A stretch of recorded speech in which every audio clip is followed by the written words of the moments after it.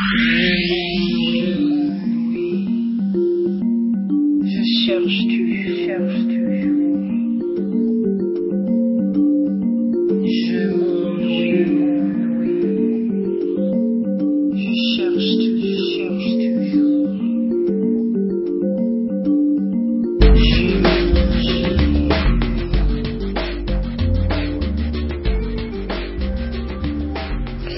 Hello, chess video fans. This game is here. Today I'm going to do something different for me anyway. I'm going to present a game from one of my favorite players, Nigel Short. I've been a big fan of Nigel since he was a child, and there's just something about his play that I really admire. He's a very practical player. He doesn't play crazy attacking chess, but when the situation calls for it, he is a strong attacker, and he's got a very good temperament for chess too. He doesn't get flustered when he has a bad position. He's very cool-headed, and calm. Something I aspire to myself, although that's practically the only thing I have in common with him.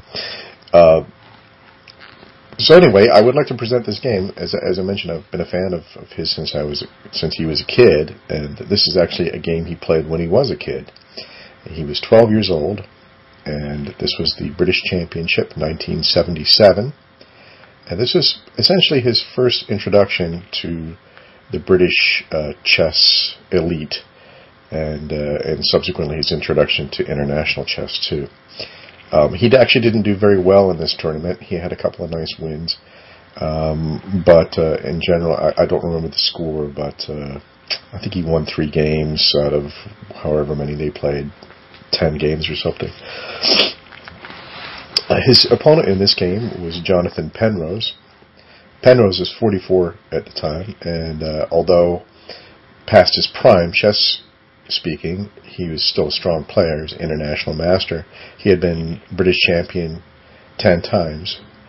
He's of the famous Penrose family, chess-playing mathematicians, and he was probably of grandmaster strength, but because he had a lecturing position at Cambridge, he was reluctant to travel to Europe to play in international competitions there, and thus failed to gain the GM norms necessary, because it was virtually impossible to get a GM norm in Britain at the time. So, of course, I don't think he was at Grandmaster strength when he played this game, but still he was a formidable opponent. He had been a prodigy in his time too. He played in the British Championship and when he was 15 years old. So this game was probably psychologically challenging for him, playing against the young upstart Nigel. Okay, so let's get right to it. So Nigel began the game with 1e4, his favorite move, and we have a Sicilian. Nigel has played the c3 systems quite a lot in his career, particularly at the beginning, at f6. And now we see the move of a 12-year-old. Nigel didn't really know that much about chess in terms of studying theory. He just had a natural talent for the game. And here he sees that the pawn is en prise on e4. The actual move in this position is e5, but I guess he wanted to maintain the 2-pawn center. So he decided to support the e-pawn by playing bishop to d3, which is almost as bad as it looks. I'm sure he intended bishop c2 and then d4. Now here, Penrose could have replied d5, and a likely course of the game would have been e5, knight f d7, bishop c2, knight c6, d4, c takes d4, c takes d4, b6, and black is equal. Actually, I think white is certainly maybe has a small advantage. He's got a slight lead in development. He's ready to castle next move. But it's really just the one tempo lead that you get from being white, I suppose. Anyway, Penrose didn't play this. He played b6. Nigel castled, and now Penrose played an inaccurate move. This move leads to problems for him. He played bishop a6. He should have probably played bishop b7 and taking aim at the e-pawn, and also leaving white to untangle himself from the mess he got himself into with bishop to d3. Instead, he decides to exchange off the white squared bishop. He played bishop to a6, and this leads to problems for him. Nigel has to play the bishop takes a6 because of the pin on the rook at f1. So he takes, knight takes, d4, and c takes d4. Well, actually, no, it wasn't c takes d4, excuse me.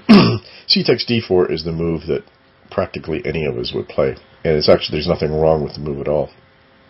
A likely course of the game, would have been c takes d4, knight c7, knight c3, d5, and equal according to Botterill. But actually, I think that after e5, possibly white is doing okay here. I would give white a small edge. And actually, Ribka likes this position for white. Not that that's the end-all and be-all of position evaluation. Anyway, Nigel didn't go for this. He played the slightly surprising knight takes d4. And Botterill seems to think this is a good move. Frankly, I'm a little puzzled by it myself. Perhaps he intended f2, f4, and keeping the c-file blocked, because black can play rook to c8 and perhaps challenge the c-file. With it being semi-open, the rook would have less bite. So I'm just trying to think of why Nigel would have played this. But anyway, the move is fine. It doesn't lead to any problems for him. So we have bishop to e7, e5, knight to d5, and okay, so what would you do as white here? I'll give you a second to think about it. Nigel played queen to g4.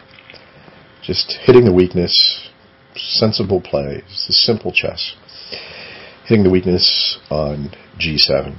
And of course, castling would be a mistake because of bishop h6. So he plays g6 instead. Actually, black could have played king to f8 in this position, followed by h5 and g6, and king to g7. It might have been okay for him too. But he played g6, which I suppose under the circumstances is as good as any. So Nigel took advantage, played bishop to h6, signaling that castling is not going to be happening on the king side. And I must say, this position doesn't look like black would be comfortable on the queen side either.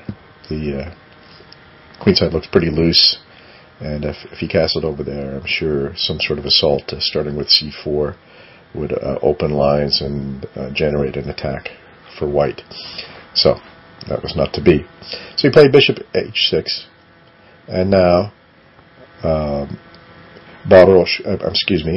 Penrose should have probably played f5 or rook c8 or queen b8. Are all possible in this position, but he played the slightly inaccurate knight to c5.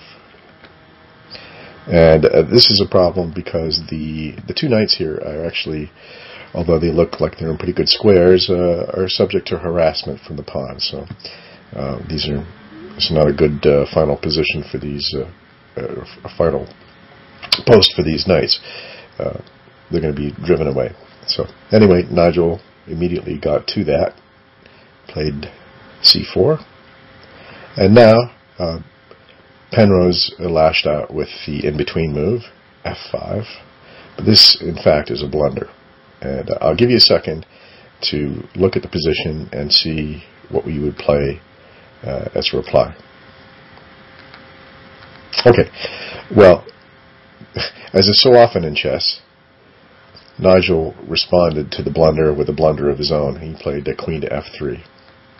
But what he should have done is queen to h3. Hopefully you found that. And this threatens, of course, the knight on d5 is en prise. And also, white can play, say after knight to b4, bishop to g7, hitting the rook to g8. It's not the best, actually. The queen takes h7. Supposing a better move, actually, for him would have been king to f7. He still wins the exchange, but at least he keeps his h-pawn. The loss of that h-pawn is fairly catastrophic, as you'll see later in the game. Excuse me. I'm just getting over a cold, so I apologize for the frequent coughing. All right, so he didn't do any of that. He played queen to f3. And there's nothing wrong with this move, except that a better move is available in the position. So it's a small blunder, I suppose. Queen to f3. Knight to c7, retreating. Knight to c3, developing. Queen to c8, trying to unravel. b4, and here, again, as I mentioned before, this knight is in a vulnerable position and is going to have to be driven back. Knight to b7. Now the b-pawn is en prise, so Nigel plays a3. As I say, it's a very simple game, but instructive nonetheless. Now, I would say that black's position is pretty bad here. I believe Rybka gives him a negative pawn, even though material is equal at this point. And you can see why. He can't castle, his forces are discoordinated, the knights have yet to find effective squares, queen's stuck in the back rank, and white is coming in.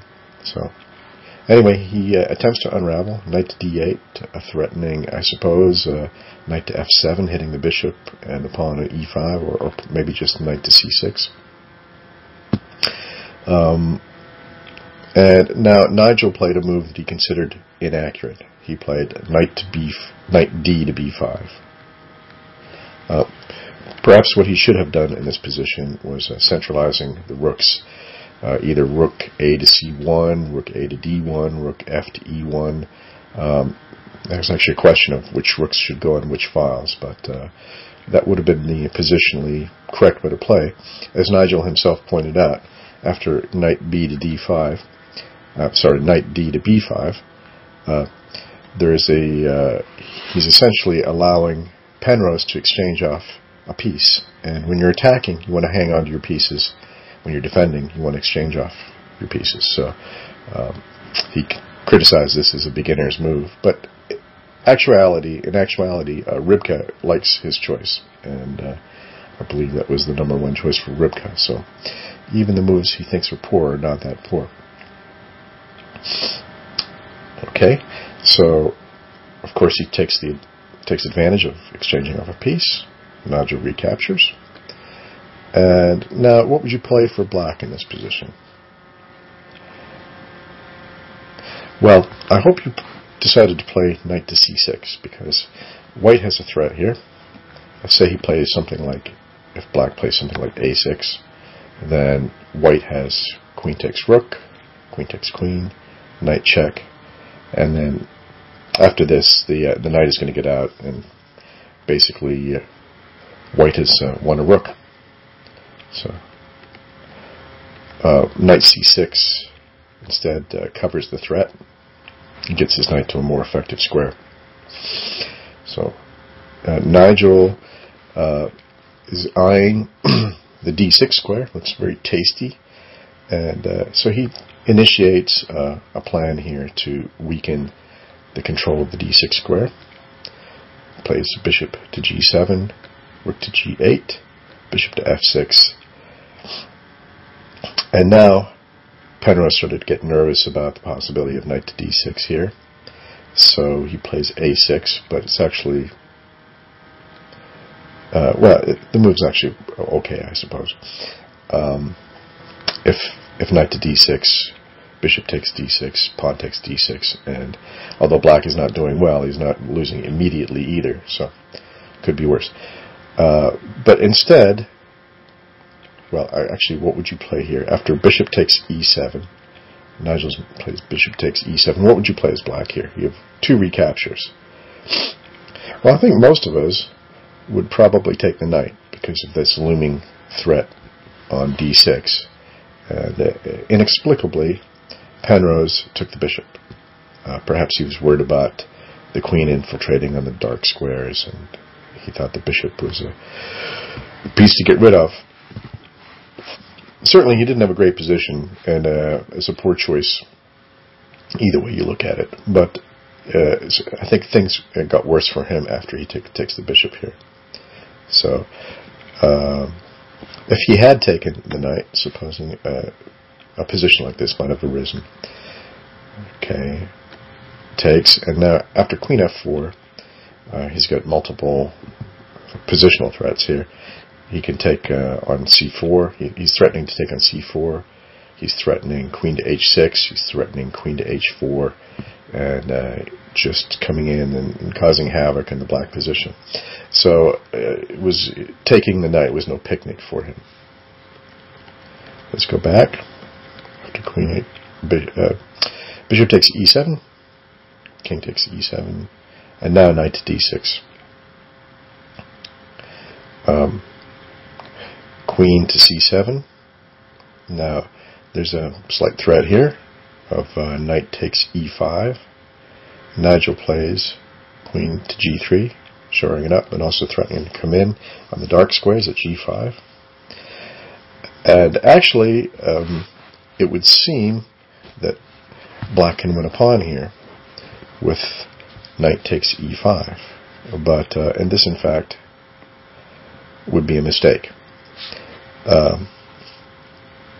Now, if white made the mistake of playing queen to e5, then black's play would be justified because he would essentially win a pawn after queen takes d6.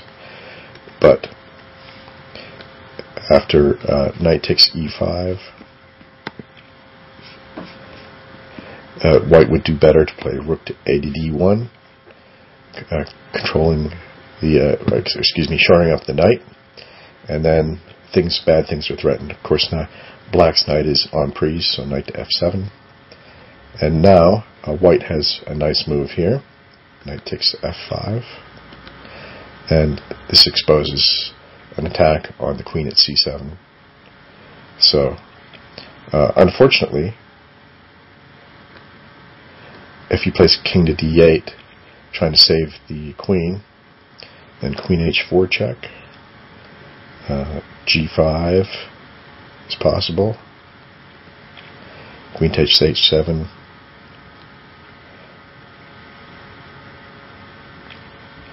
and he gets overwhelming position. This is a loss. So these moves are more or less forced. If he let's go back. If he goes the other way, excuse me.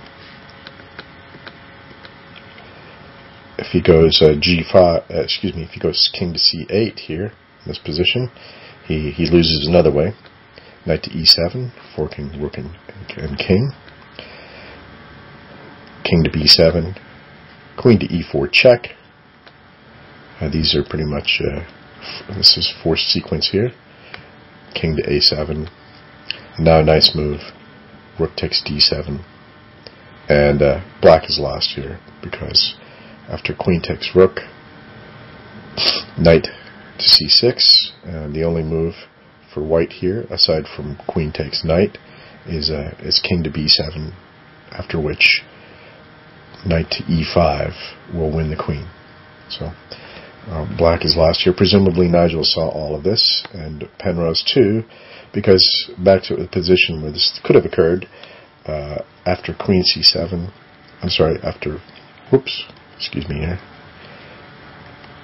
after queen to g3, rather, Penrose played g5 instead. It's a better defensive try. Queen h3, and now he takes the pawn. But it still doesn't work. Rook A D1 as in the previous line, shoring up the knight.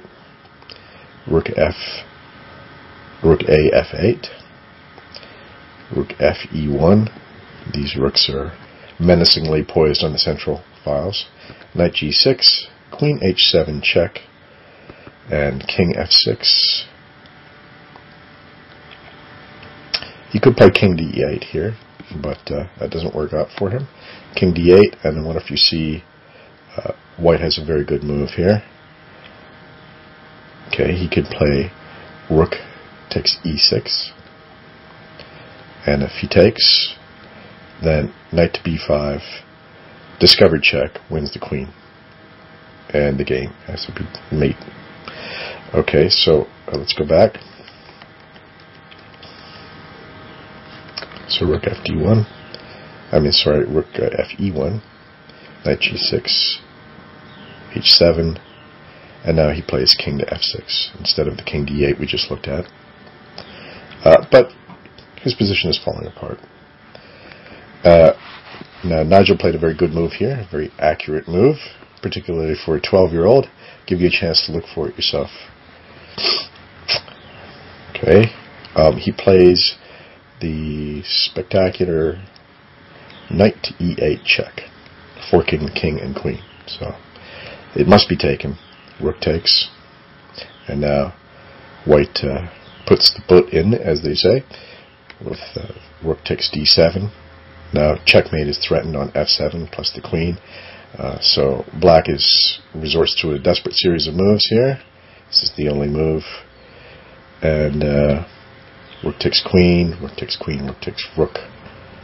Okay, the net result of White's combination is that he's up in exchange and a pawn, but Black is a very bad position, and the two rooks are much better than the Rook and Knight together. And the rest is more or less a mop-up operation. Nigel played very accurately, and despite his lack of formal training, he found a good series of moves here and finished Penrose off quickly. So I don't need to comment too much here. Rook C8, Rook A7, Knight E5, Rook takes A6, Knight takes C4, A4, King E7, A5, Rook to B8, A takes B6, Knight takes B6, B5, King to D6, H3, King to D5, Rook A, A1, Knight to C4, Rook A to D1, and now Black only has one move, King to C5, and Rook takes E6, and Penrose resigned. He's going to White's going to mop up the Black kingside pawns, and Queen one of his connected 3-pass pawns. So it's all very bad.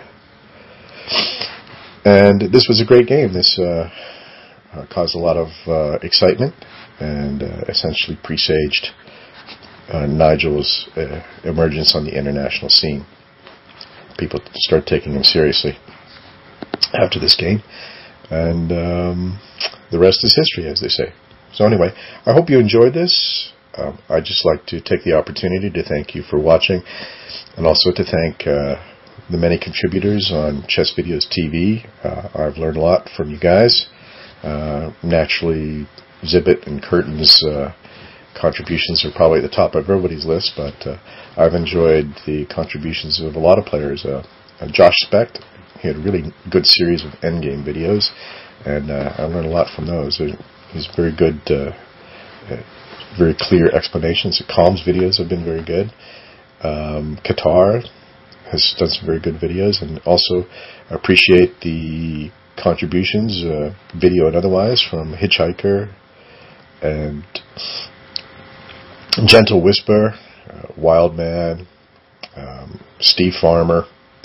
Well, you know who you are. If I've forgotten somebody, my apologies, but I appreciate Frenchie, Jay Wiz, all these guys have really added to the site and made it a worthwhile place to hang out. So I thank you, and if you guys like this, I will do more of these in the future.